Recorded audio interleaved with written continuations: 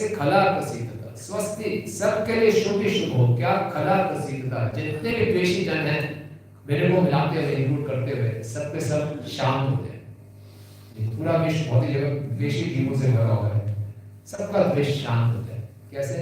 मनाश भद्रम भजता दोषे, सबके मन में भगवान के प्रति भक्ति उत्पन्न हो। ध्याय तब शिव मितोदया, एक दूसरे के भले के बारे में हर सब कोई सोच रहा हो और मेरा मन जो है बिल्कुल आपके अहेतु की भक्ति में आवेशित हो जाए, एकदम ब्रह्म। तो ये प्रार्थना बहुत सुंदर है।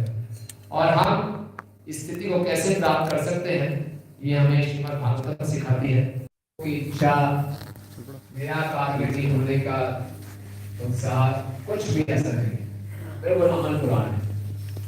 और तुम्हारे जी का इस ध्रुवदाने को वैकुंठ लोक को प्राप्त करेंगे तो उनको भौतिक लाभ भी प्राप्त हो रहे हैं, आध्यात्मिक लाभ भी प्राप्त हो रहे हैं। एक ध्रुवराज फिर भी प्रसन्न है, ध्रुवराज फिर भी पश्चाताप कर रहे हैं। तो ये दिखाता है श्रीमद् भागवतम इतनी उन्नत अवस्था है।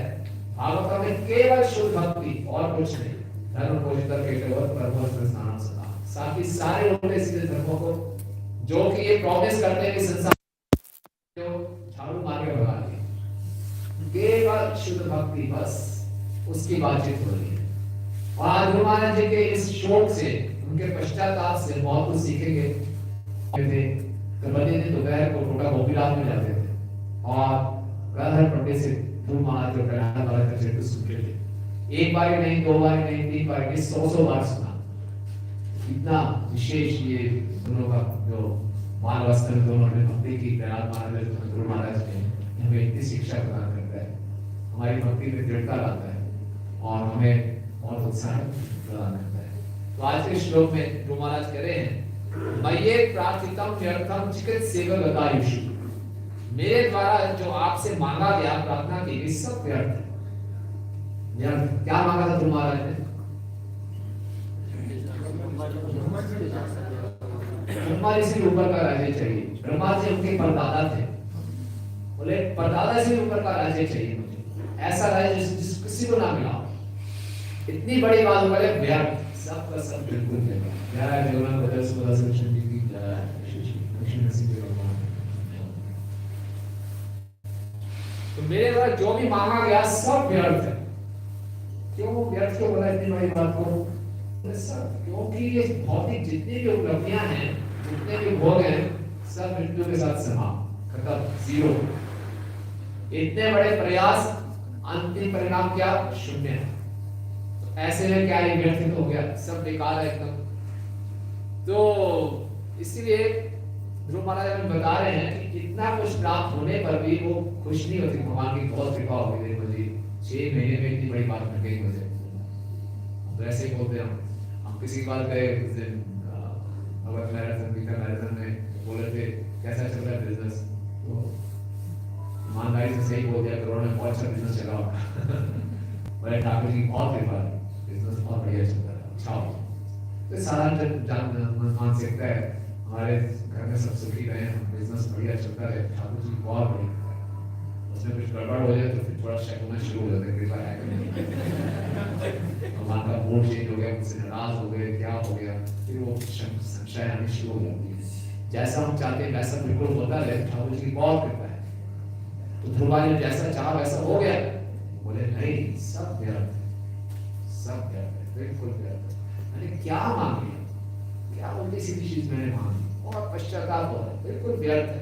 कैसे व्यर्थ है? चिकित्सेव गतायुषु, जैसे एक मरे हुए व्यक्ति को जड़ से ट्रीटमेंट किया जाए, उसको वेंटिलेटर पर रखा जाए कि शायद जीवित हो जाए, वो मर चुके हैं, शरीर त्याग चुके हैं, गतायुषु से प्राण निकल चुके हैं, फिर भी उसको चिकित्सा दी जाती है।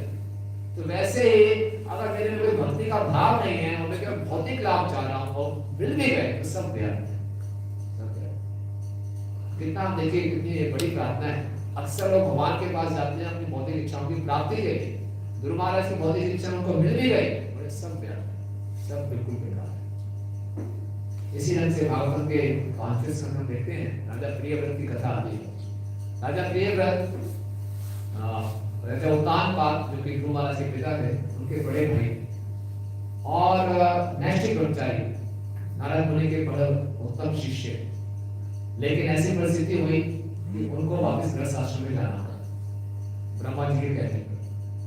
और जब गृहस्थ आश्रम में गए तो उन्होंने करोड़ों करोड़ों वर्षों तक खूब भोग किया, और वो इतने शक्तिशाली थे कि उन्होंने अपनी शक्ति से एक नया सूर्य बना दिया। जो सूर्य सुमेरु पर्वत पे अपना चलाते हैं, तो अगर उत्तरी दिशा में है तो उत्तरी दिशा में प्रकाश होता था, दक्षिण दिशा में अंधकार, और दक्षिण दिशा में जाते तो दक्षिण दिशा में प्रकाश, उत्तरी दिशा में अंधकार। राजा पीयूष को पसंद नहीं आया, और हमेशा लाइट होनी चाहिए, तो अपनी शक्ति से सूर्य बना दिया और इतना बड़ा रथ बनाया कि उनके पहियों से कई द्वीप बन गए। तो इतनी बड़ी बड़ी उनकी उपलब्धियां, लेकिन बाद में उनको भी शोक हो रहा है, कोई पश्चाताप कर रहा है, क्या धिक्कार है मुझे, इतना बड़ा मैं अच्छा भक्ति कर रहा था, अब मैं एक स्त्री के हाथ में एक खिलौना बन गया हूँ, का सब त्याग दिया। वहां प्रभुपाद लिख रहे हैं कि जितनी मर्जी भौतिक उपलब्धियां प्राप्त हो जाए, कुछ भी वैल्यू नहीं, सब व्यर्थ है, ये हमें संतुष्ट नहीं कर सकती। महाभारत में वर्णन आता है कि संसार के सारे जितने भी रिसोर्सेज हैं, धन है, स्त्रियां हैं, भोग हैं, पशु हैं, गाड़ी घोड़े, सब एक व्यक्ति को दे दिया जाए, कोई कंपटीशन नहीं करेगा तुम्हारे साथ, कोई छीनेगा नहीं, फिर भी वो व्यक्ति संतुष्ट नहीं रहेगा, क्योंकि ये वस्तुएं आत्मा को संतुष्ट नहीं कर सकती। गुरु महाराज कर रहे हैं इन चीजों के लिए मैंने प्रार्थना की, सब व्यर्थ, चिकित्सेवै कथायुषी, ऐसे मरे लोगों की ट्रीटमेंट कर रहा हूं। प्रसादे जगदात मानव, जो पूरे विश्व के स्वामी हैं, उनको प्रसन्न करना इतना आसान नहीं है। तपसा दुष्प्रसादनाम, तपस्या से वो प्रसन्न हो जाए इतना आसान नहीं है, लेकिन वो प्रसन्न हो गए, मेरे को दर्शन दिया, साक्षात मुझसे बातचीत की, और मैंने क्या मांगा उनसे, हालांकि वो क्या है, भव चिंतन, भगवान में इतनी शक्ति है जो जन्म मृत्यु के चक्कर को काट सकते हैं। भव मतलब रिपीटिशन, बार बार जन्म मृत्यु होना, उसको काट सकते हैं, उसका छेद कर सकते हैं। लेकिन मैंने क्या मांग लिया, भवम, दोबारा से जन्म मृत्यु का चक्कर मांग लिया। कमाल, मुझसे बड़ा गुण कौन हो। भगवान मन जन्म मृत्यु के चक्कर को काट सकते हैं, लेकिन मैंने जन्म मृत्यु के चक्कर को मांग लिया। अगर हम कोई भौतिक सुख की आशा रखते हैं, यानी कि हम जन्म मृत्यु के चक्कर को मांग रहे हैं, मुझे कई जन्म तो होगा इस संसार में, ऐसा मांग रहे हैं।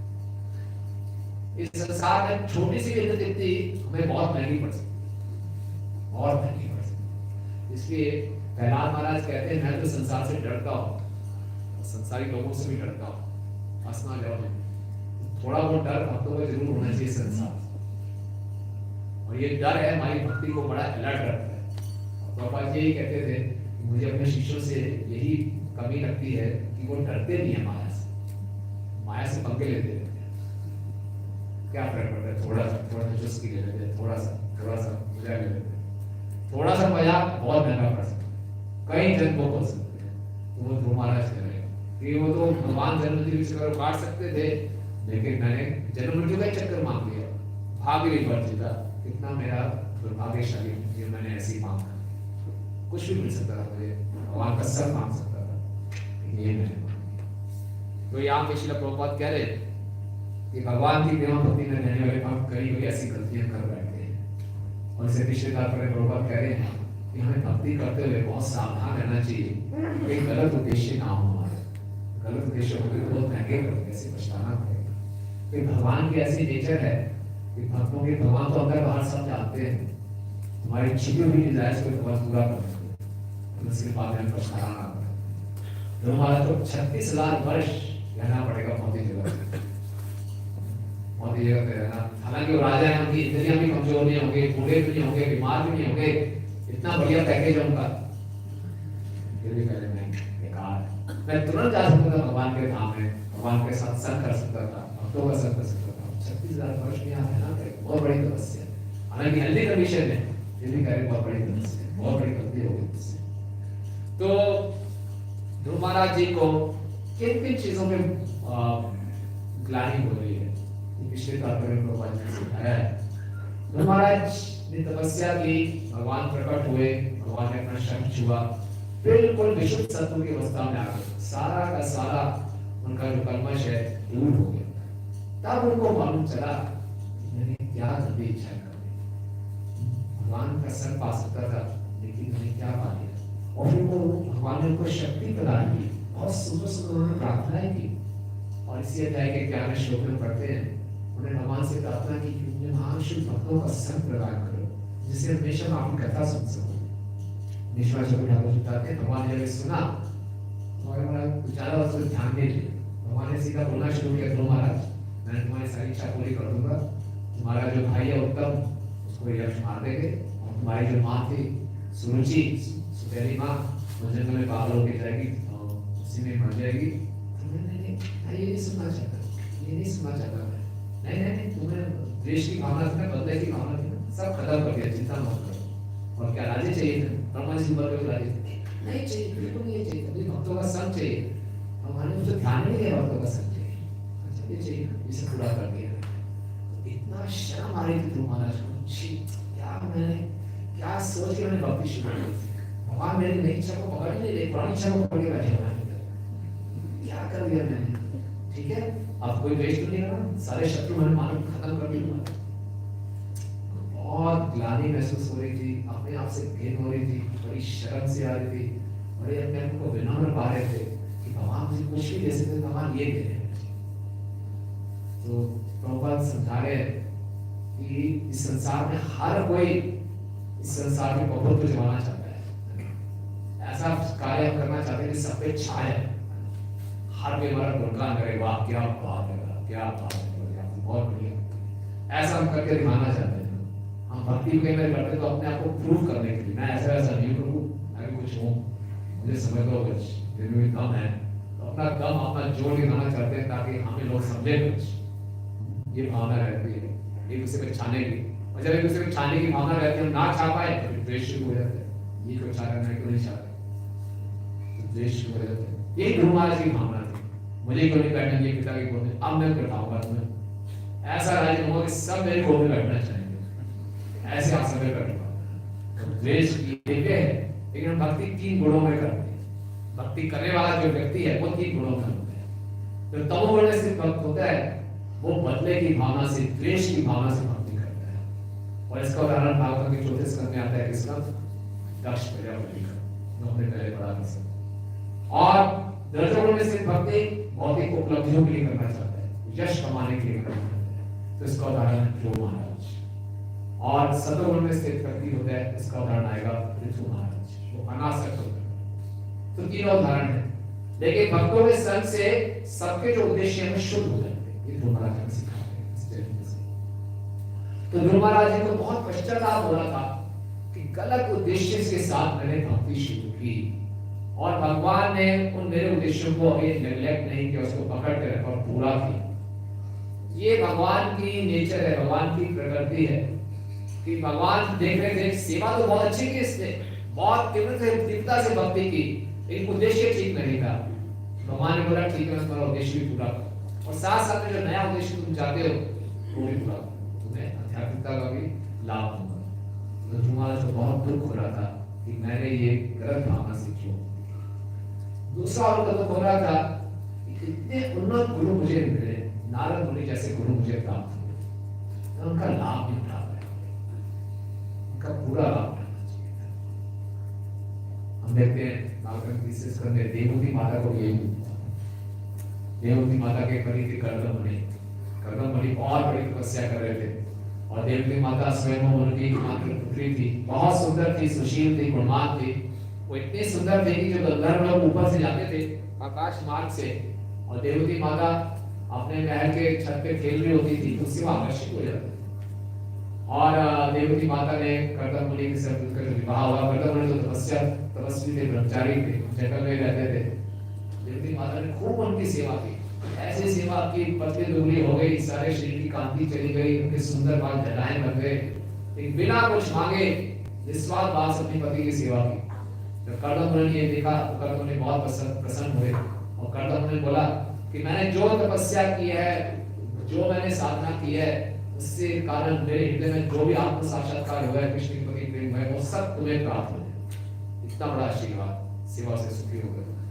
देवहूति माता ने बोला धन्यवाद, ये तो अच्छी बात है, लेकिन मुझे कृष्ण प्रेम से पहले आपका प्रेम चाहिए, आपसे मुझे संतान चाहिए, आपने प्रॉमिस किया था संतान को प्राप्त होगा। कर्दम मुनि बोला ठीक है तथास्तु। कर्दम मुनि ने अपनी योगिक शक्तियों से बहुत सुंदर सा एक महल बनाया जो कि आकाश में उड़ता था। अलग अलग ग्रहों में उन्होंने यात्रा की, खूब भोग किया, 9 पुत्रियां पैदा हुई, और उसके बाद कहते ठीक है तुम्हारी इच्छा पूरी, अब मैं वापस दे रहा हूँ, बाहर जा रहा हूँ। तब देवभूति माता को शोक होना शुरू हो गया, ठीक क्या मांग लिया मैंने आपसे, इंद्र कितनी मांगी, केवल आपको शारीरिक स्तर पे देखा मैंने देखा ही नहीं आप इतने बड़े चढ़े व्यक्ति हो, आपसे तो कुछ भी मांग सकती थी पर आप देने को भी ले आते, बहुत पश्चाताप। तो हम लोग बताते हैं कि शिष्य को भी अपने गुरु से केवल भौतिक लाभों के लिए प्रयास नहीं करना चाहिए। भौतिक कुछ ऐश्वर्य प्राप्त हो जाए, कुछ पोस्ट पोजीशन पावर मिल जाए, कई बार हम गुरु से इसी प्रकार का आदान प्रदान करते हैं, लेकिन एक शिष्य को फिर पश्चाताप करना चाहिए, गुरु से मुझे बहुत कुछ प्राप्त हो सकता था, मैंने क्या किया। जब वो ऐसा पश्चाताप करता है और फिर उसको गुरु की कृपा प्राप्त होने को योग्य होता है, समझना चाहिए। कई बार भगवान की कृपा शक्ति में हम इतने अंधे हो जाते हैं कि हम भक्तों के संग में भी हैं, गुरु के पास भी हैं, लेकिन उनसे क्या हमें लेना चाहिए उसको ध्यान नहीं देते, वो केवल बाहरी वस्तुओं पे ध्यान देते। तो बहुत इसको कष्ट हो रहा था, दुख हो रहा था गुरु महाराज जी को, गुरु जी का पूरा लाभ उठा नहीं सका। तीसरा, नारद मुनि ने उनको इतना सुंदर मंत्र दिया, ओम नमो भगवते वासुदेवाय। वो मंत्र ऐसा था कि ध्रुव महाराज सीधा वैकुंठ जा सकते थे, लेकिन उनको भौतिक सुख प्राप्त हो गए, उसका सही लाभ नहीं उठा पाया, मंत्र जप का सही लाभ नहीं उठा पाया। तीन मुख्य कारण लोग अपने तात्पर्य बताते हैं। पहला, उनका गलत उद्देश्य भौतिक जगत में जाने की, प्रभुत्व जमाने की इच्छा और रिवेंज की भावना के साथ, बदले की भावना के साथ भक्ति की। दूसरा, गुरु के अपने इंस्ट्रक्शन का सही लाभ नहीं उठा पाए। और तीसरा, इतना सुंदर को मंत्र मिला था जो कि पूरे संसार को मुक्ति दिलाता, सीधा वैकुंठ ले जाता, इसका भी सही उपयोग नहीं कर पाए, तो इससे गलत उद्देश्य के साथ हम चलते हैं। तो हम भी देखते हैं हमारे जीवन में, हम भी ध्रुव महाराज जी के पश्चाताप से सीख सकते हैं। ध्रुव महाराज पहली बात ये समझना पड़ेगी, ध्रुव महाराज जो शोक कर रहे हैं ये कोई डिप्रेशन नहीं होता कि डिप्रेशन में चले गए ध्रुव महाराज, मायूस हो गए। उनका जो ये शोक है ये बहुत ही दिव्य स्तर है, दिव्य स्तर का शोक है, क्योंकि इस नियम की विनम्रता से प्रकट हो रहा है और उनकी उन्नत दिशा का प्रकट हो रहा है, और ऐसे उसमें भी वो भगवान का गुणगान कर रहे हैं। और एक साधारण भक्त, जब हम कई बार हम भी मायूस हो जाते हैं, अपनी भक्ति में हमसे कुछ गलतियां होती हैं, हम सही ढंग से भक्ति नहीं कर रहे होते, परेशान हो जाते हैं, तो हम लोग कई बार कमों के प्रभाव में निराश हो जाते हैं। दिखावटी बातें, शास्त्रीय बातें असर भी नहीं कर रही, बेकार है सब, कुछ हो ही ना मेरे साथ, बेकार जो चाहिए वो मिला नहीं, मैं लोग की ताकि उद्देश्य सी आया था, पता नहीं पूरा नहीं होगा, तो हम कई बार ऐसे भी डिप्रेस हो गए। महाराज का डिप्रेशन नहीं था, महाराज को वास्तविक ये विनम्रता और प्रेम से उत्पन्न हुआ शोक था। तो हम भी देखते हैं कि कई बार हम भक्ति कर रहे हैं तो ये इच्छा के साथ करते हैं कि कुछ करके दिखाऊं, अपने आप को प्रूव करूं, पूजा लाभ प्रतिष्ठा की इच्छा रहती है, तो पूरी हो भी जाएगी, कुछ मिलेगा नहीं।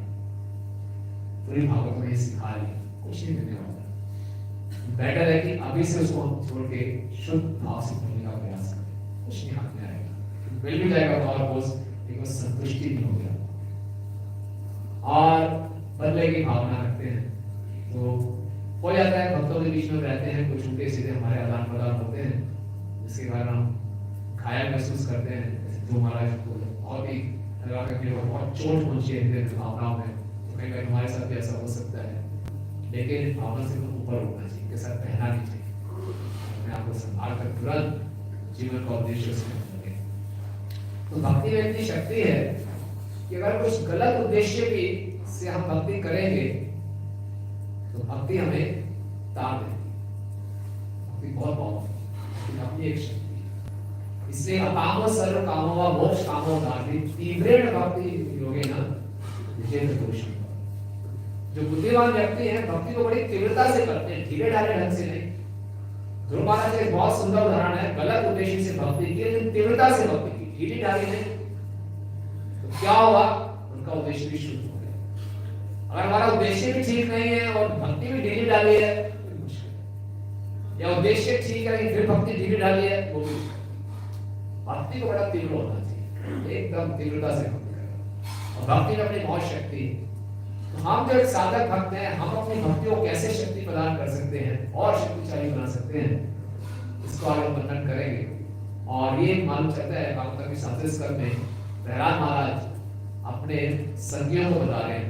जब क्षण और नवरात्र चले आते थे रिसेस पीरियड में, छुट्टी होती थोड़ी टाइम की, तो प्रहलाद महाराज अपने सहपाठी को इकट्ठा करके सुंदर उपदेश देते थे।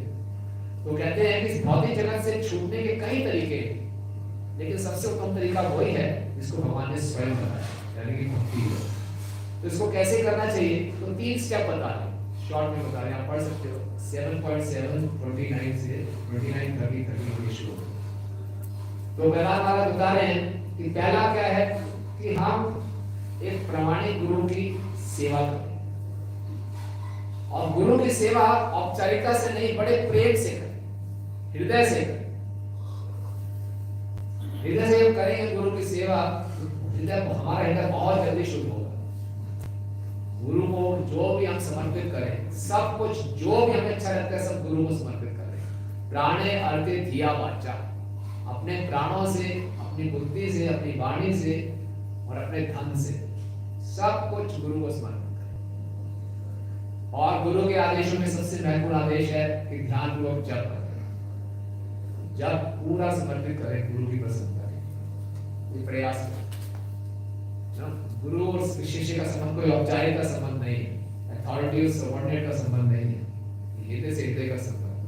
और कोई भी शिष्य इसका पूरा लाभ उठा सकता है। ये बोलना चाहिए मेरे को तो गुरु जानते नहीं ना। गुरु शिष्य का संबंध कोई भौतिक परिधियों में नहीं बना हो, भौतिक सीमाओं में नहीं बना हो। अगर हम हृदय से उनको प्रसन्न करने का प्रयास करेंगे तो निश्चित रूप से भगवान के अगर प्रमाणिक प्रतिनिधि है तो हमारी भावनाएं उनके ऊपर पहुंचेंगे और वहां से रेसिप्रोकेशन होगा। तो इसीलिए हृदय से उनको करने का, क्योंकि और हार्ट एंड सोल भगवान के, ये भक्ति को शक्तिशाली बनाने का तरीका। दूसरा, भक्तों का संग। भक्तों का संग में, भक्तों के संग करें, भक्तों की सेवा करने का प्रयास करें, उनके संग में श्रवण कीर्तन करें। भक्तों के संग में कंपटीशन की भावना ना रखे, एक दूसरे की सेवा करने का प्रयास करें। और भक्तों का संग करते हुए विवेक बुद्धि का उपयोग करें, किनका कितना संग करना है। विश्वनाथ चक्रवर्ती जी कहते हैं किसी भक्त का व्यवहार ठीक नहीं है तो उसका अंतरंग संग से हमें अवॉइड करना चाहिए। हरे कृष्ण गुरु से आदर देना, तो ये भक्तों का संग से करें।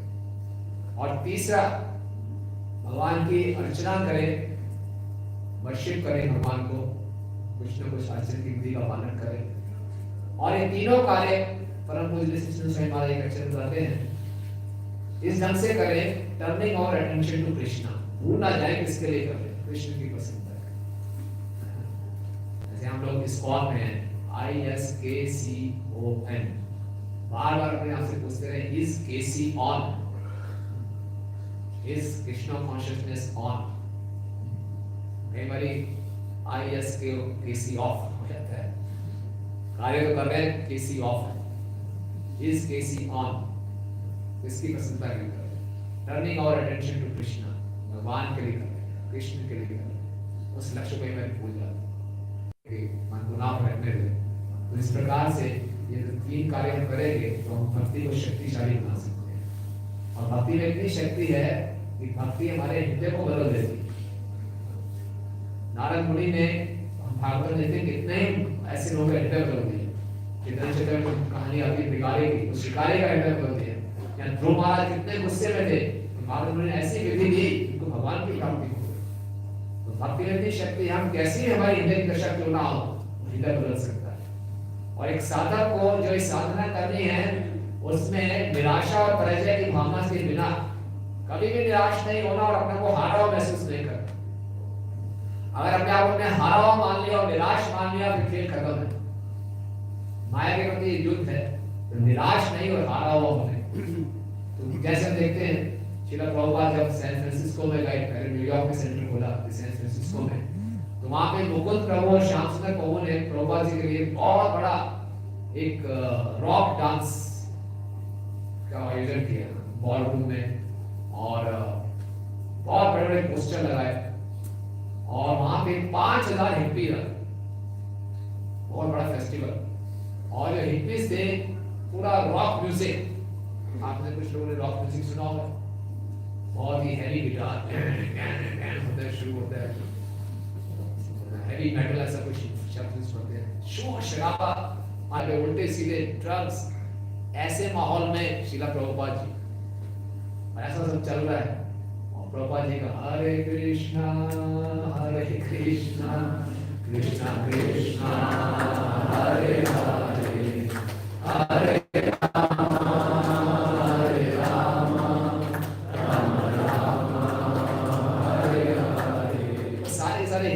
कुछ नया नशा मिलेगा और ऐसा प्रॉमिस भी किया गया था।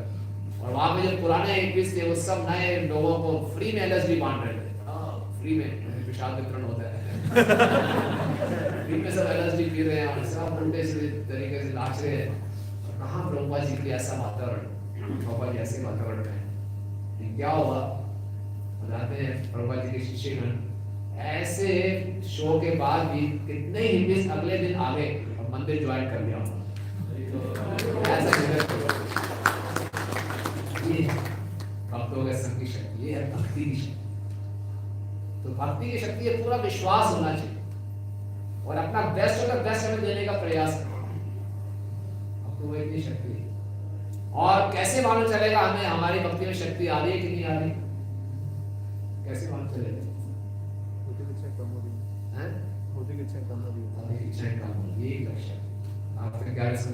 भक्ति परेशान भाव व्यक्ति अन्यत्र चलती का एक गाथा भगवत मानस्य तस्यो पुष्टि तुष्टि शुद्ध आपके अनुभास। कि भक्ति की तुलना खाने के साथ की गई है। जैसे हम भोजन करते हैं तो भक्ति जब करेंगे तो तीन चीजें होंगी। पहले तो भक्ति होगी, दूसरा परेशान भाव, हृदय में भगवान से कुछ आदान प्रदान होगा, कुछ रियलाइजेशन होगी, और विरक्ति, इस संसार में हर वस्तु से विरक्ति हो जाएगी। जैसे हम भोजन करते हैं तो पहला क्या होता है? पुष्टि, तुष्टि होती है, पहले हम सेटिस्फाइड होते हैं, फिर होती है पुष्टि यानी पोषण मिलता है। और शुद्ध आपके अनुभाषा, एक एक ग्लास जैसे खाते हैं तो भूख मिटती जाती है। तो अगर हम भक्ति कर रहे हैं तो भक्ति चल रही है हमारी, जब चल रहा है भक्तों का संग चल रहा है, परेशान भाव, हृदय में कुछ साक्षात्कार हो रहे हैं, भगवान से आदान प्रदान हो रहे हैं और विरक्ति आ रही है। कई भक्त भक्ति से, भक्तों के व्यवहार से, कुछ परिस्थितियों से निराश होकर भक्ति छोड़ने का प्रयास भी करते हैं, लेकिन भक्ति इतनी शक्तिशाली है, छोड़ती नहीं। प्रभुपाद जी के एक शिष्य थे, खूब सेवा की उन्होंने, उनकी मुख्य सेवा की पुजारी की सेवा, और फिर बड़े परेशान हो गए, छोड़ दिया भक्तों का संग। बोला खूब अपने आप को मैंने रोका, खूब नियम तोड़ूंगा, खूब नियम तोड़े, विवाह भी किए, विवाह करके सेटल हो गए, बस मतलब भक्तों सब जाना ही नहीं, परेशान हो गए। लेकिन प्रभुपाद जी का पुस्तक वितरण आंदोलन में दिव्य है, पुस्तक वितरित होते होते उसकी पत्नी के पास पहुंची पुस्तक है, अच्छा है, चलते हैं हरे कृष्ण के तरफ, चलेंगे? बिल्कुल नहीं जाऊंगा नहीं, चलो थोड़ा सा अच्छा है, चलते हैं। जबरदस्ती करके गुरु पूजा के टाइम पर ले आए।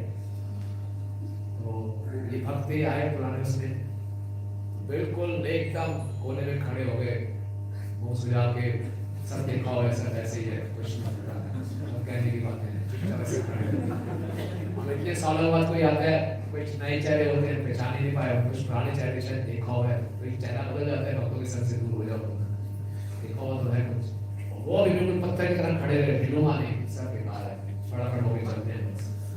तो प्रभुपाद जी की आरती चल रही थी, आरती होती गई, धूप दिखाया, दीप दिखाया, जल दिखाया, वस्त्र दिखाया, फूल दिखाए। जब चामर आया, तो चामर जब हो रहा था, वो पुजारी था, चामर करता था, चामर हो रहा था, एक अंदर जो पुरानी बातें जागृत हो गई और फूल फूल के रोना शुरू हो गया, सब हृदय में किया। ये है परेशान भाव, हृदय में छाप छोड़ के जाती हो, कुछ ना कुछ हम सबका साक्षात्कार हो कि जब हमने भगवान से प्रार्थनाएं की, जब हमने भगवान को कीर्तन करके हृदय से पुकारा, तो होता है कि नहीं? भक्तों का है कि नहीं ऐसा साक्षात्कार? अगर नहीं है तो हम कर नहीं पाएंगे, भक्ति में कंटिन्यू नहीं कर सकते, तो परेशान भाव है। तो ये है कि पुष्टि है, पोषण होता है, अपने आप को नरिश महसूस करते हैं। तो इसी ढंग से इस भक्ति को हमने शक्तिशाली कहा। भक्ति अपने आप बहुत शक्तिशाली है, लेकिन हमारे गलत रवैये से हम इस शक्ति का पूरा लाभ नहीं उठा पाते। तो जो हमने 3 स्टेप बताए आज नए साल में शुरू हो रहा है, तो हम वहां से यही प्रार्थना करें, तो वहां से यही प्रार्थना करें कि अपने भक्ति को खूब शक्तिशाली स्थिति में हम रख सकें और इसका हम पूरा लाभ उठा सकें, और जो भी हमारे उल्टे सीधे मोटिव्स हैं वो समाप्त हो जाए। अगर हम बिना निराश हुए, बिना पराजय माने उत्साह से लगे रहे, तो भक्ति वास्तव में हमें सही मुकाम तक पहुंचाएगी। और वो बातें लिखते हैं देशामृत के 3 श्लोक के तात्पर्य है कि भक्ति so perfect that it drags one two perfection, जबरदस्ती खींचती है किसी को पूर्ण कर दो परफेक्शन की। और हम सबका भी अनुभव है, हमें से किसी ने ये सोचा था कि हम प्रतिदिन 16 माला का जप करेंगे, ठंड में भी सुबह के मंगल आरती आएंगे, सोचा था किसी ने। सर्दियों में हम उठेगा कोई 4 बजे, कभी सोच नहीं सकते थे। तो भगवान की कृपा से उठते हैं और 16 माला का जप कर रहे हैं और साधु बनने का प्रयास कर रहे हैं। ये सब भक्ति की शक्ति। तो ध्रुव महाराज जी का चरित्र हमें सिखा रहा है कि चाहे जैसा मर्जी हमारा मोटिव रहे, उद्देश्य रहे, लेकिन जब उन्नत हो जाता है तो उसका उद्देश्य और उसका जो सेवा दोनों एक होता है। सेवा का उद्देश्य क्या है कि भगवान प्रसन्न हो, और हमारा भक्ति करने का उद्देश्य हो सकता है शुरू में कुछ और, लेकिन अगर सही ढंग से सेवा करेंगे, तीव्र भक्ति योग्य, हमारा उद्देश्य भी शुद्ध होता जाता है और भक्ति की शक्ति से हम भी जीवन के असली लक्ष्य को प्राप्त करते हैं। तो ये कुछ विचार थे, हम किसी बहुत कुछ कहा जा सकते हैं, कुछ क्वेश्चन आंसर करेंगे। मुख्यतः अगर हम समराइज करें तो ध्रुव महाराज जी के इस पश्चाताप से हमें भी सीखने को मिलता है कि हमें भी प्रमाणिक गुरु मिले हैं, श्रील प्रभुपाद जी का आश्रय मिला है, हमें भी इतना पावरफुल मंत्र मिला है, हरे कृष्ण महामंत्र। ये हरे कृष्ण महामंत्र हमें कृष्ण प्रेम प्रदान कर सकता है, लेकिन अगर इसको हम सही ढंग से ना करें और गलत उद्देश्य के साथ करें, वो इच्छा पूरी कर दे। नाम इतना शक्तिशाली है, नाम चिंतामणि, कृष्ण चैतन्य रस विग्रह। ये नाम कोई भौतिक नाम नहीं है, ये चिंतामणि है, यानी कि सारी इच्छाओं को पूरा करता है। शुद्ध नाम करेंगे तो कृष्ण प्रेम प्राप्त होगा, नामाभास करेंगे तो सारे भौतिक क्लेशों से मुक्ति मिल जाएगी, नाम प्राप्त करेंगे तो क्या मिलेगा? कुछ नहीं, बहुत कुछ मिलता है, भौतिक इच्छाएं पूरी होंगी, चकाचक सारे भौतिक भोग मिलेंगे। हम सोचे बहुत कृपा हो रही है, आपको बड़ा अच्छा आइडिया बता दिया, तो नाम खाली करते रहते। ये है, नाम खाली नहीं जाएगा, नाम खाली नहीं जाएगा। अगर हम नाम का तो क्या कर रहे हैं, हमारे हृदय में भक्ति लता बीज भी है और भौतिक इच्छाओं का भी बीज है। नाम रूपी पानी को डालते हैं, भक्ति लता बीज में पानी न डाल के भौतिक इच्छाओं में पानी डाल के वो पत्ते को भौतिक भोग मिलेंगे। तो इसीलिए इसका हम सही लाभ उठाएं, और इसलिए प्रभुपाद जी जैसे महान गुरु हैं, प्राप्त हुए हैं, उनके संग का हम सही लाभ उठाएं। गुरु का उपयोग कोई भौतिक सुविधाएं प्राप्त करने के लिए नहीं, गुरु की सेवा करनी है, इसलिए आध्यात्मिकता में आगे बढ़ने के लिए। तो ये हमें ध्यान रखें, और जो गलत उद्देश्य था, बदले की भावना रखना या फिर ग्रजेस रखना हृदय में, या फिर प्रभुत्व जमाने की इच्छा से भक्ति करना, इसको जितना हम साइड कर सके अच्छा है। नहीं हो रहा तो लोगों ने इतना बड़ा होने नहीं चाहिए चाहिए चाहिए, तो फिर क्या करो, बहुत तीव्रता से तीव्रता से भक्ति करो, हमारा उद्देश्य भी शुद्ध हो जाए। तो सारी कंडीशन बहुत सेफ कंडीशन है, हमें बस उत्साह से हरे कृष्ण।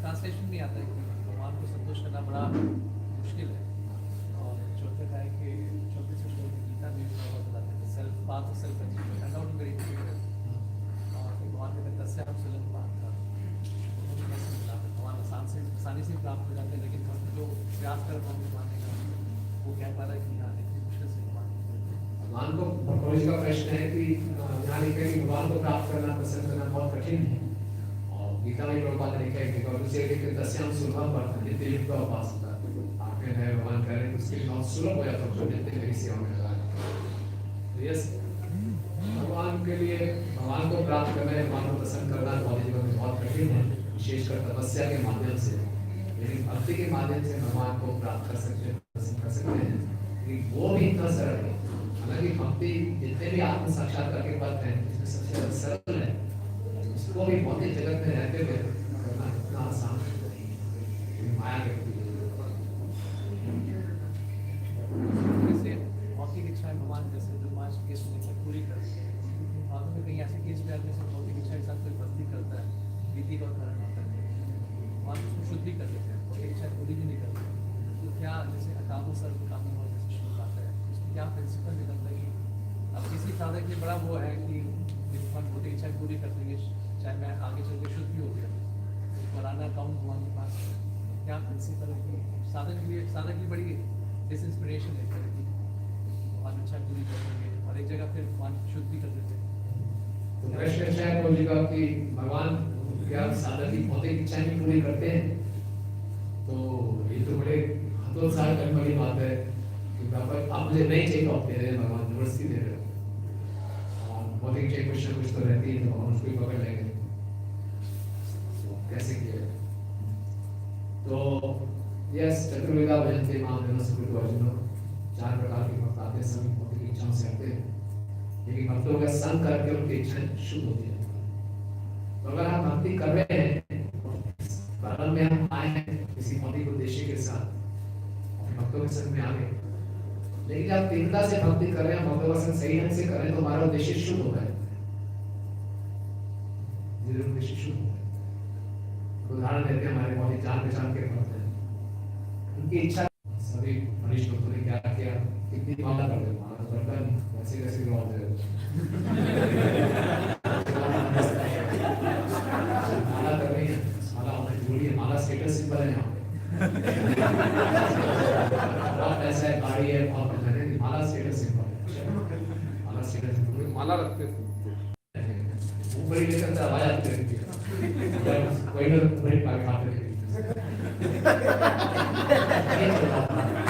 और कई से बातचीत भी हुई दोस्ती भी हुई घूमे फिरे भी चलते रहे ऐसे ऐसे भक्तों के संग में जहाँ कोई भी हो मायापुर परिक्रमा वृंदावन परिक्रमा हर जगह नजर आते हैं धोनी गाना तिलक गाना सब शुरू हो गया लेकिन धीरे धीरे धीरे भक्तों के संग में धीरे धीरे असली माला करनी शुरू कर दी श्रवण करना शुरू कर दिया इतने गंभीर बात हो गई इतने गंभीर बात हो गई पूर्ण से गुरु को समर्पित हो गए ये सारी इच्छा खत्म सब इतना पश्चाताप किया इतने रोए खूब बोला क्या गंदी इच्छा से मांगा था किया उसके साथ इनके जब इस दौरान से गुजर रहे थे एक और भक्त थे वो ब्रह्मचारी थे तो उनकी भी इच्छा थी मुझे विदेश जाना है एक थे वो ब्रह्मचारी तो दोनों की अच्छी दोस्ती हो गई Navigations की कोड और navigations की कोड एक बाहर है एक अंदर है वो एक तो साफ साफ मानना नहीं कि ये ऊपर है जारी है और navigations की भी ढूंढ रहा है ये खूब श्लोक याद किए इसने खूब श्लोक सुनाए क्लास में वो इम्प्रेस किया इसका विवाह करा दिया भगवान और फिर ऐसा भक्ति से पता नहीं कहाँ चला गया ये जो आया था गलत उद्देश्य के साथ और इसे भक्तों का सही ढंग से किया तीव्रता से भक्ति की विशेष होगी तो हरि नाम की अलार महिमा सुनने के बाद ही भौतिक आसक्ति बना ये बड़ा अलार महिमा सुन ली भक्तों का संग कर लिया फिर जो गलत भाव से रहते गलत आसक्ति उसको त्यागने का प्रयास उसकी प्रार्थना करते इसको ऊपर उठो उसको बनाए रखो एज इट इज रखो फिर भक्ति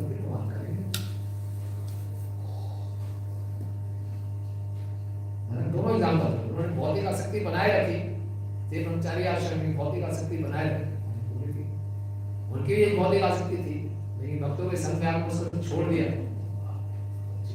बहुत सुंदर भक्ति करते हैं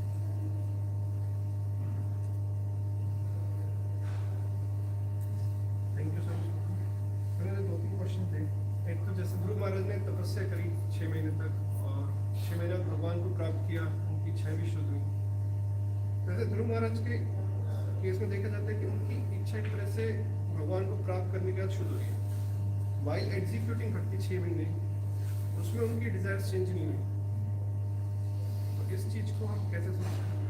हाँ, तो ध्रुव महाराज अकेले में तपस्या कर रहे थे और तपस्या करते गए और तो भगवान के दर्शन हुए, भगवान का दर्शन हुआ तब उनके दर्शन दिखा। तो यहाँ देख सकते हैं बिकॉज वो भगवान नारद मुनि के मंत्र का जप कर रहे थे और केवल यही उद्देश्य था कि मुझे ब्रह्मा जी से कृपा का लोग चाहिए और कोई उद्देश्य नहीं, इसी उद्देश्य से। ये बड़ा केस स्टडी है, क्योंकि भगवान ने तुरंत आगे प्रकट हो गए। भगवान बोला ठीक है ऐसा करता हूँ, आप उसके बीच में उनकी इच्छा शुद्ध भी कर सकते थे भगवान, शुद्ध होके रिपेंट करते और वो केस नहीं हुआ।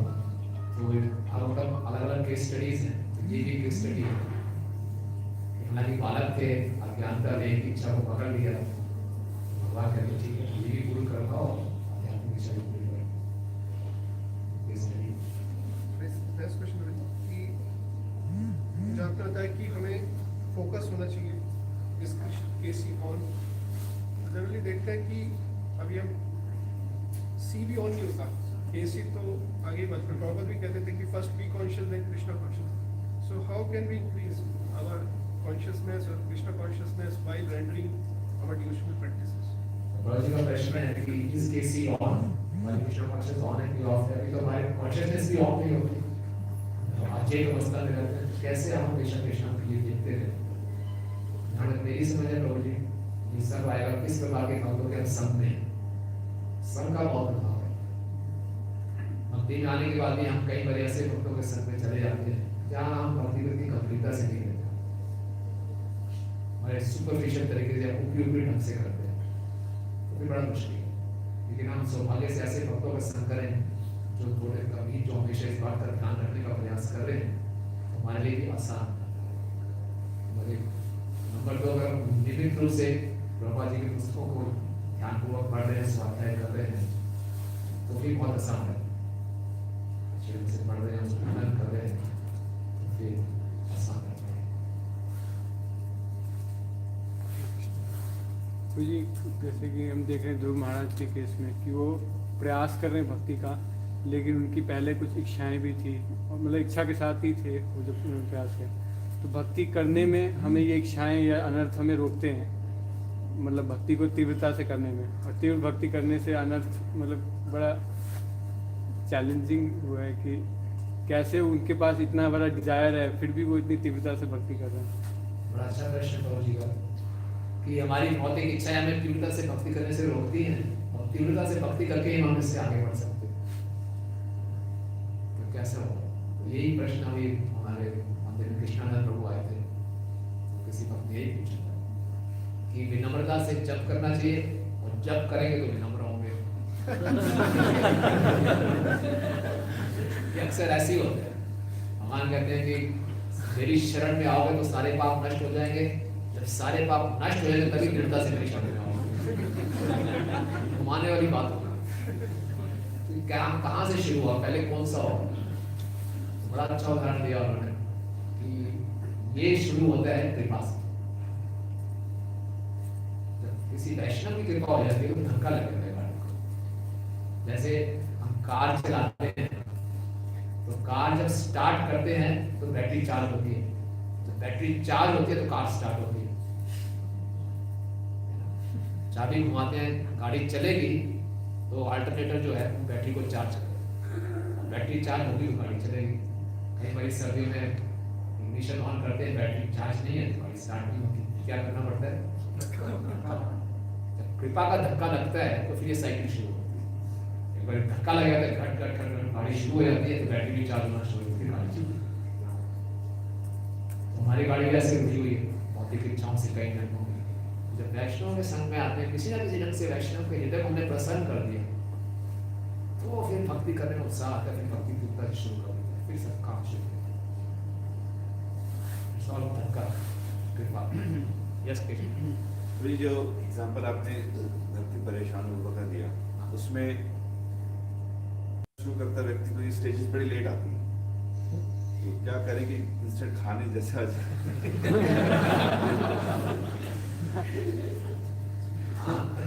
आपका भी अनुभव होगा मुझे, कभी तो तुरंत मिल जाता है, कभी नहीं मिलता।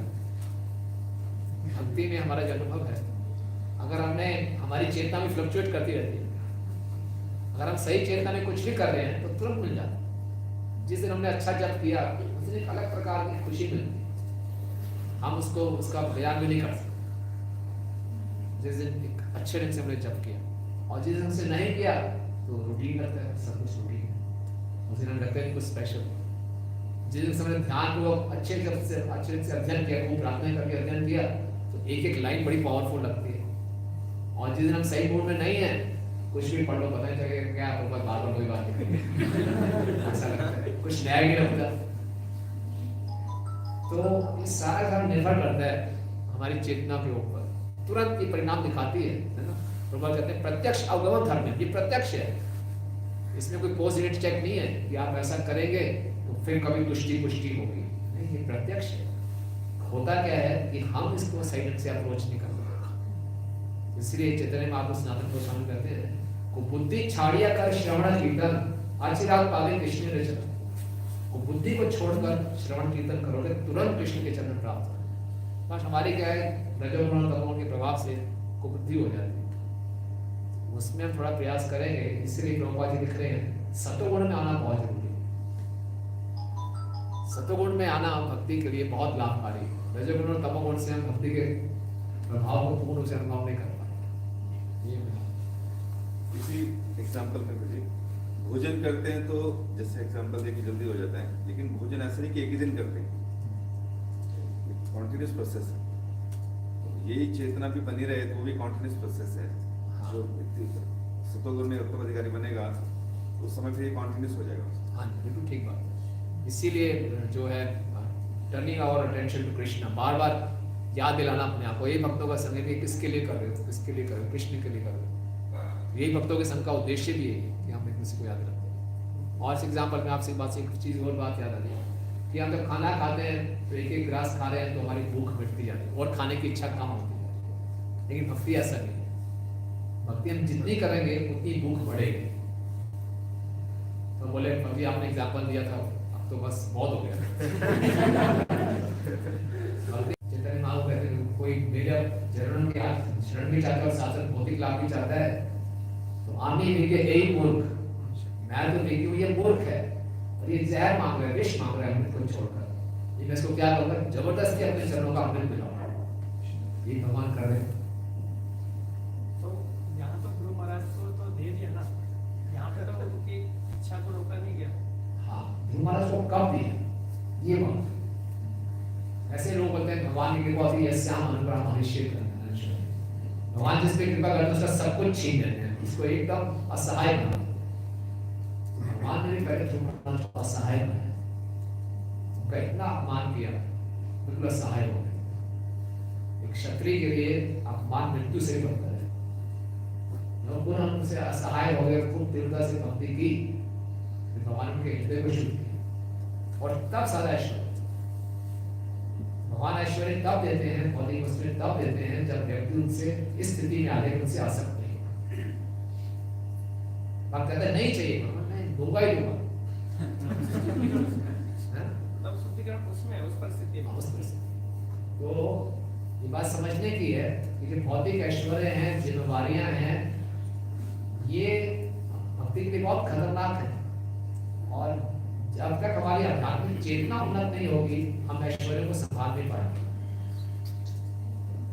पोस्ट, पावर, पोजीशन ये भी ऐश्वर्य है, लेकिन हमारी आध्यात्मिक चेतना उन्नत नहीं है तो हम इसमें आसक्त हो जाएंगे और ये हमें लेकर डूबेंगे। इसलिए जब हमें कोई पोस्ट मिलती है, रिस्पॉन्सिबिलिटी मिलती है, बहुत बड़ा हमारी जिम्मेदारी बढ़ जाती है कि अपनी आध्यात्मिक चेतना को उन्नत करें, नहीं तो हम इसका गलत उपयोग करें। ध्रुव महाराज को दिया ऐश्वर्य, लेकिन उससे पहले उनकी आध्यात्मिक चेतना को उन्नत हुआ, आराम से आसक्त नहीं हुआ।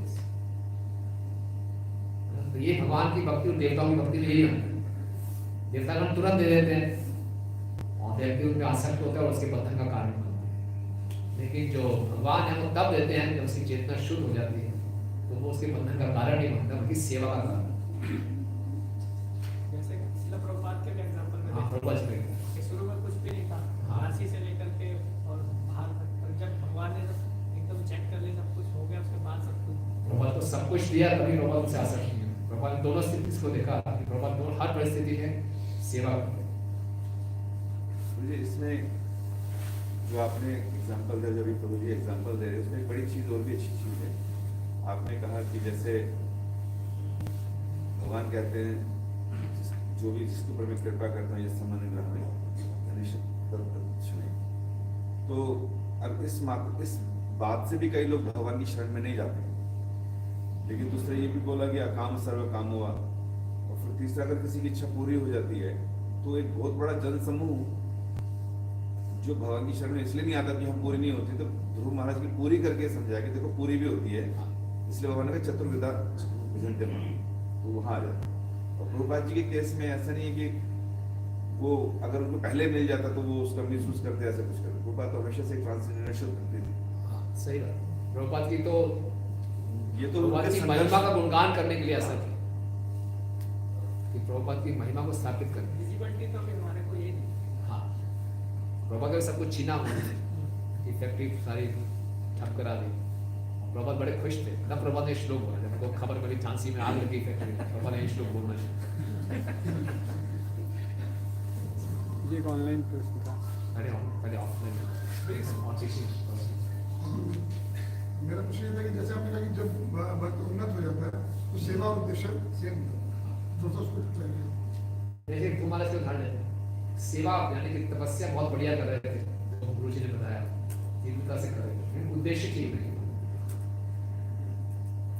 हो सकता है भक्ति में भी व्यक्ति जुड़ता है वो डिस्ट्रीब्यूशन करने में, मैंने नंबर 1 बनकर दिखा, ये उद्देश्य। सेवा बड़ी अच्छी कर रहे हैं, सेवा किसी प्रभुपाद प्रसन्न हो जाए मैं नंबर 1 शुरू में चलेगा, तो सही ढंग से करता ही आ रहा है, ये उद्देश्य भी शुरू हो।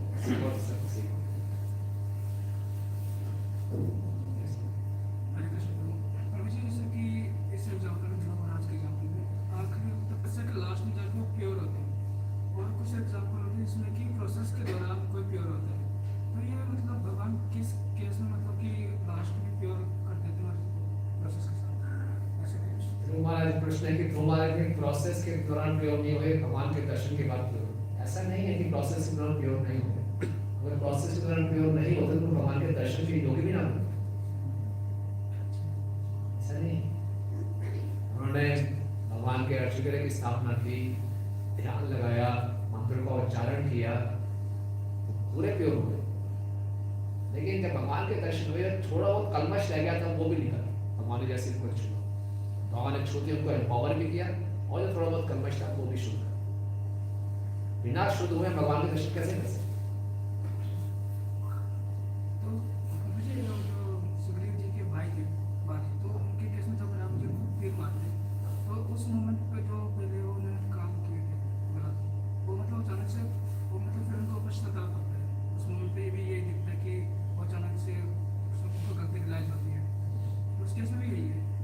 हाँ, उस केस में भी पहले वो भगवान के संपर्क में नहीं आए, लेकिन भगवान के द्वारा तीर उनको लगा, भगवान के संपर्क में आए, वो शुद्ध हुए।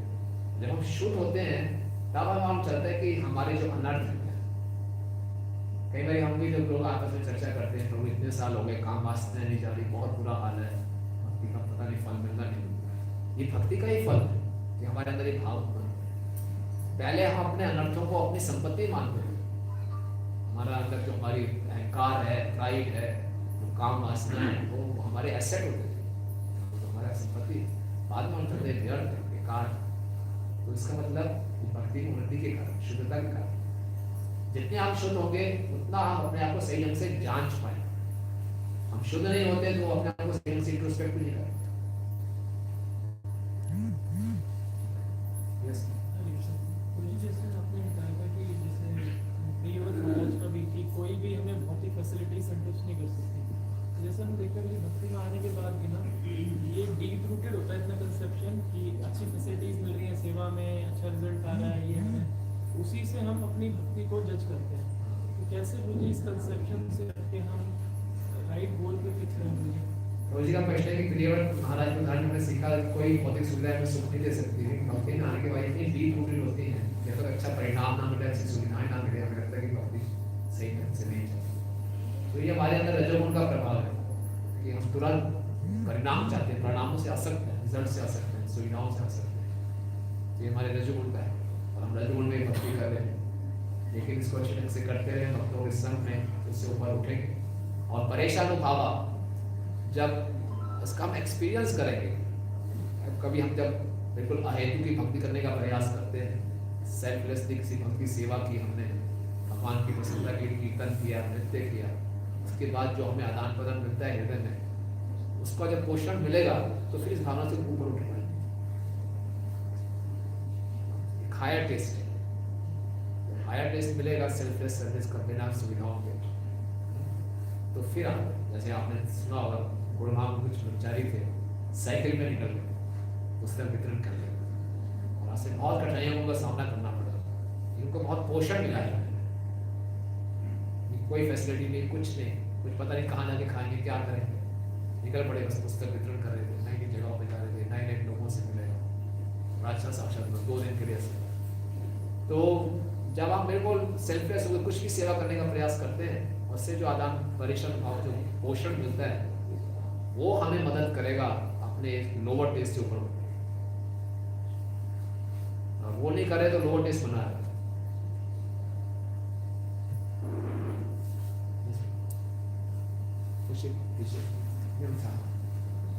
ये जो हमारी मटेरियल डिजायर होती है, अगर वो भगवान की सेवा में लगे तो क्या वो सही है?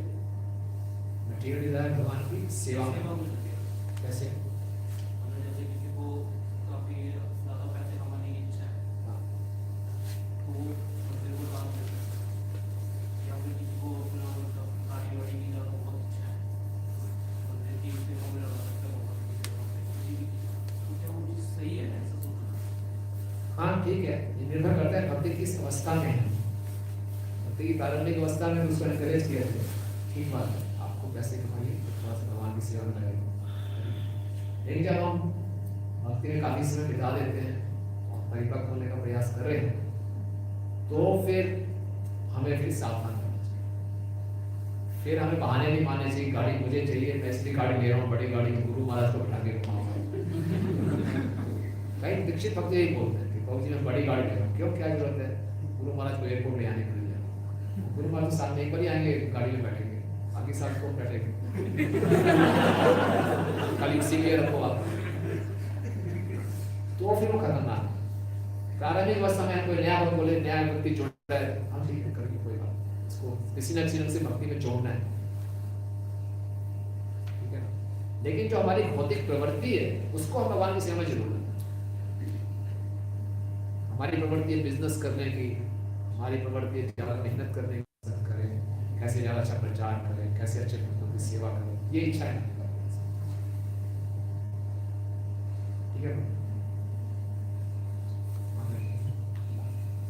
प्रभु जी, जैसे कहते हैं कि बहुत मुश्किल से किसी जीव को भक्ति का बीज मिलता है, और उसकी सिंचन से भी वो भगवान को मतलब प्लांट ग्रोज एंड ग्रोज करने लगता है। व्हाट इज द रीजन कि वो उपशकाय जो कहते हैं कि मैं भक्ति करते करते ऐसा सब उपशकाय आ जाती है जिस वजह से वो भक्ति का बीज सूख जाती है। तो उपशकाय को रीजन क्या होता है कि हम श्रवण कीर्तन करते करते कैसे उसको बचाए और कैसे क्यों आती है? बड़ा गहरा प्रश्न है कि भक्ति लता प्राप्त होगी इतनी मुश्किल से, उसका सिंचन करते करते उपशकाय कहाँ से आ जाती है, क्यों आ जाती है, क्या गलती होती है हमसे? अच्छा प्रश्न होता है। तो इसमें ये एक माया का टेस्ट है, हम अनादिकाल से संसार में है, हमारे हृदय में ऑलरेडी भोग और मुक्ति की इच्छाएं हैं, उसके बीज पड़े हुए, बहुत से बीज हैं हमारे हृदय में भोग करने के, और जब भक्तों की कृपा से गुरु कृष्ण प्रसाद भक्ति विद्या बीज भोग मिलता है, तो सावधानी हटी दुर्घटना। थोड़े से असावधान होते हैं तो पानी उधर डालते हैं, बड़ा सावधान है। और भक्ति टेस्ट करती है, माया में टेस्ट करती है, पूजा लाभ प्रतिष्ठा, ये वो सब इसको बताते हैं रंग का रंग नहीं। भक्ति की लहरों में जो आनंद आ रहा है, जो पूजा लाभ प्रतिष्ठा का आनंद, उसको एंजॉय करना शुरू कर देते हैं, ठीक है। इसमें क्योंकि भक्ति जो है सुदुर्लभ है, लक्ष्य सुदुर्लभ है, तो हमारी इसको टेस्ट करने के लिए सारे टेस्ट आते हैं हमारे पास, इसीलिए सावधान है। एक सिंसियर साधक है उसमें सावधान रहेगा, जैसी कोई शाखा आ रही उसको तुरंत उखाड़ के फेंके। और कई बार खुद को पता नहीं चलता, किसी भक्त के निरीक्षण में रहते तो बताएगा कोई गड़बड़ हो उसको उखाड़ के फेंको। दूर से बगीचा हरा भरा लगे, बहुत बढ़िया सुंदर बगीचा मेरा चल रहा है, हरा भरा है, देखिए नजदीकी से देखेंगे तो सारे के सारे खरपतवार असली तो सूखा हुआ है। दूसरा कारण होता है माता जी, जब हम अपराध कर बैठते हैं तो अपराध करने से हमारे भोग की इच्छाएं और बढ़ जाती हैं, बहुत ही आकर्षण बढ़ जाती है। तो फिर भक्ति करते हुए आकर्षण को पूरा करते हैं, उनका सीधा पानी डालते हैं। ये कारण clear?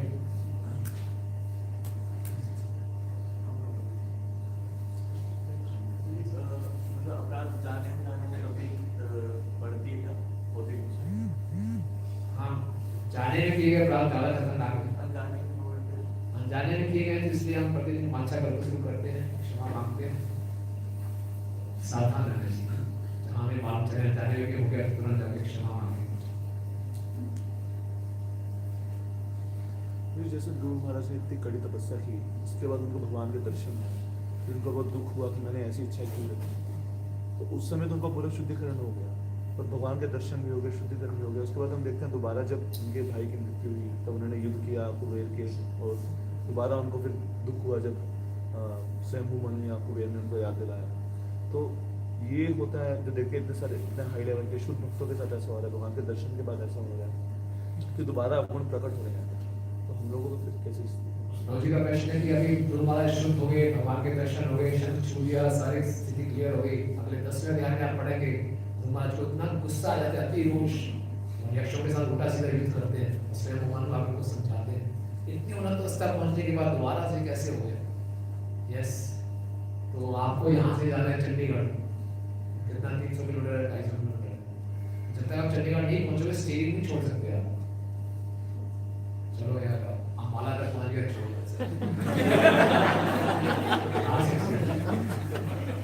इसलिए अभ्यास योग युक्त चेतसा ना अन्य कामना, चेतना को हमेशा फाइन ट्यून रखना पड़ता है। कभी नहीं बोलते भगवान के दर्शन हो गए, ठीक हो गया, प्रेम मिल गया, तो बस चलो हो गया। हमेशा जब तक इस भौतिक जगत में सावधान, प्रकृति के 3 गुण हैं यहाँ पे, उनका प्रभाव नहीं पड़ रहा है, प्रकृति तो है ही है, जहाँ थोड़ी सी असावधानी घटी दुर्घटना घटी। तो सारी केस स्टडी इतनी उन्नत अवस्था में आने के बाद भी हो गया, फिर से सीनियर डिवोटी आया, क्या कर रहे हैं आप जैसा बात इतने उन्नत वजन शो देगा आप मुझे तुरंत समझिए, सॉरी संभाल लिया। इसलिए भक्तों के संग में रहना, हमेशा कभी गर्वित ना हो जाना कि मेरे भगवान के दर्शन हो गए, मेरी ये अचीवमेंट है भक्ति में, मेरी क्या अच्छी रेपुटेशन है, सबका सब 1 सेकंड में सावधान है।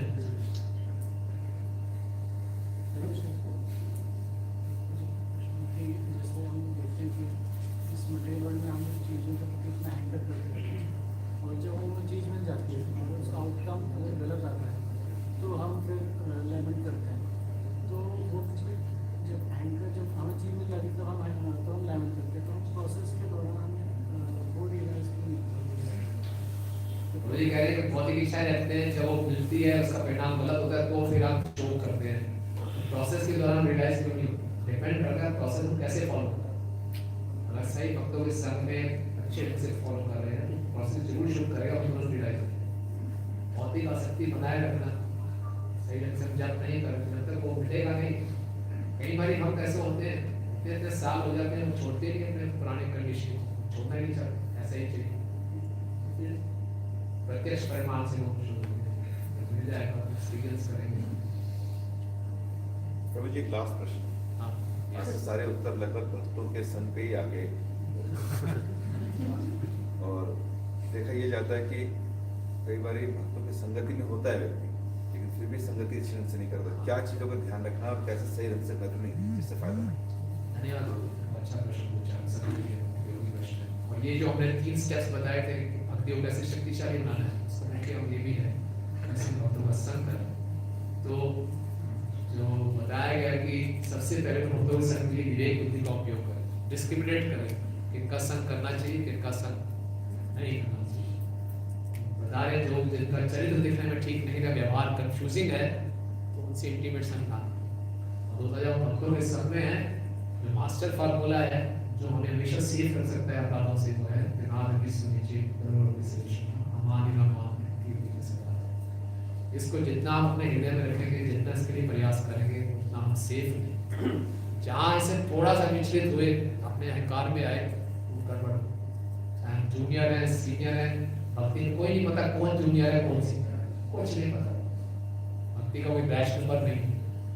ये तो यहाँ हम बोलते हैं टिकट्स के लिए सीनियर है, जूनियर नए आए हैं, कुछ नहीं पता कौन किस स्थिति में है। सबको सम्मान देना है, सबको देखना है कृष्ण का अंश है। पता नहीं काफी जाने क्या होता है कृष्ण, पता नहीं। आज ये समझ लो उल्टी सीधी भक्ति कर रहा है, कल ये महाभागवत बन गया, तो मेरे जो अपराध है वो भी अपडेट हो जाएंगे। कर्मों की गति गहन है, तो अपराधों की गति तो कितनी गहन होगी। पाप जो है अपराध में करते हैं। हाँ, फटाफट ऑनलाइन फटाफट हो जाता है। कोई नहीं कि वो डाटा अपडेट नहीं हुआ, एक अपराध मिस हो गया किसी से, पता नहीं चला किसी को मैं अपराध कर दिया। इससे पिछले श्लोक में था ना जी, उनकी मदर थी जो सुरुचि। तो इसलिए कैसे बचेंगे इस चीज से? हमारी ना मान, सबको मान देने का प्रयास करें। इसलिए वैष्णव सदाचार है, वैष्णव सदाचार का पालन करें। तो हृदय में गलत भाव भी है, जबरदस्ती प्रणाम करना पड़ेगा, जबरदस्ती देखकर खुश होना पड़ेगा। दिखावा नहीं होता, दिखावा करो, ये तो दिखावा करो, खुश हो, प्रणाम करो, हंसते बात करो, बुरा मत बोलो, बुराई मत करो, बुराई सुनो मत। ये सारी चीजों में सावधान रहेंगे, तभी भक्तों का संग हमें फल देगा। तो भक्तों के संग में भक्ति का जन्म होता है, भक्तों के संग में भक्ति फलती फूलती है, भक्तों के संग में ही भक्ति से दूर हो जाता है। ऐसे समझेंगे। इसलिए भक्तों के संग में एक समस्या भी आती है कि भक्त लोग जो हैं, जब वो भक्तों का संग कर रहे होते हैं, तो ऐसी अवस्था में कई बारी अगर उनसे कुछ गलतियां हो रही, चार जो आपने बताए थे ना, तो किसी नीचे तैयारी कर भी रहे, हो सकता है कि सीनियर भक्त को दिखाई भी दे रहे हैं, लेकिन हम लोगों को नहीं दिख रहा, हमें तो लग रहा हम प्रयास ठीक कर रहे हैं। तो ऐसी अवस्था में क्या कि मुझे लग रहा है मैं ठीक हूँ, मैं खोजी, मैं बिल्कुल ठीक, मैं कर रहा हूँ पालन, लेकिन फिर भी कई चीज़ें ठीक नहीं हो रही। तो ऐसे समय में क्या कौन उसको बताए? कोई हमें करेक्ट करने वाला मिले, बताने वाला, ये भी बहुत बड़ी कृपा है। अगर मैं वो कृपा डिजर्व करता हूँ तो कोई मिल जाए। अगर मैं एडिशन में रहना चाहता हूँ, बड़ी एडिशन में। लेकिन ऐसी अवस्था में मुझे क्या होता है, सेल्फ प्रेज इतना होता है और करेक्शन को डाइजेस्ट नहीं करते। कई बार व्यक्ति है ना, अपनी द्वारा किए गए अचीवमेंट्स के बेस पर या भक्ति के बेस पर, अपने ऑपरेंस के बेस पर किसी की करेक्शन नहीं ले पाता है, और उसको फिर वो अपने जो रिजल्ट्स हैं उसके बेसिस पे वो ये दिखाना चाहता है कि मैं ठीक हूँ, हाँ मैं ठीक हूँ, और मेरे को मत बताइए रही, तो मैं फिर कल से ये नहीं करूँगा, वो नहीं करूँगा, ऐसी बात है। ठीक है, तो यह ज्ञानता है, ज्ञानता है उसको भक्तों को संकल्प देते हैं। इसलिए हमेशा ये श्लोक को जहाँ डेविएट हुए वहाँ करो, प्रार्थना करते हैं इस श्लोक को हम बता सकें।